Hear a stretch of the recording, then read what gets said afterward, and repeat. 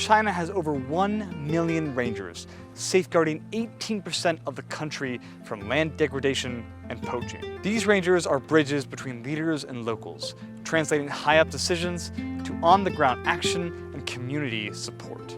In short, without them, China's wildlife would have little to no protection. These rangers are also one of the reasons I started my work and continual inspiration for my photography. Hi, I'm Kyle Obermann, nature contributor for the China Current, showing China's wild side. Years ago, during my first visits to China's nature reserves, it quickly became apparent that local green groups, leadership, and research all relied on the rangers who lived and staffed the reserves to carry out day-to-day tasks. These include the upkeep of buildings and research stations on the reserve, but also tasks like patrolling to prevent poaching and collecting critical data on wildlife. I was also impressed at how difficult the work was. Often rangers would be in life-risking situations in order to complete their work in the wild, which took them outside of cell service and the internet for days or weeks at a time. During my first patrol, which took 9 days, one night we had no water and another day we had to spend the entire day navigating the rushing rapids of a freezing mountain river through narrow gorges just to get to camp.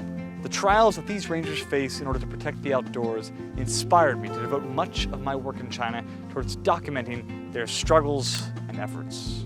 Behind every video of a panda or data point of a species in China are dozens of rangers navigating China's most treacherous terrain in order to make this possible. Now, new research from the Environmental Research Center at Duke Kunshan University puts the sacrifices that these rangers make in a clearer light.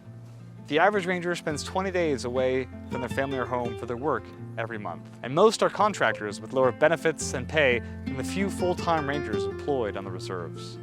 The average ranger in their study made only about 4,000 renminbi per month, which is 50% lower than China's average salary. The rangers I've worked with persevere through a dogged optimism in the worth of their mission and work. But many are now getting older with an average age of around 40, and few young people are eager to take their place. More and more groups and individuals are now calling for greater support for these rangers and work. Slowly, they are winning more recognition in China's public sphere. Groups like the Paradise Foundation now annually recognize and award outstanding rangers in China with financial support, some of whom I've had the honor of working with. While growing enthusiasm and love for China's nature and wildlife is a commendable trend, we can't forget the people at the front line doing the work so that we can enjoy the planet. I'm James Chow. You're watching The China Current. Follow us on social media @The China Current.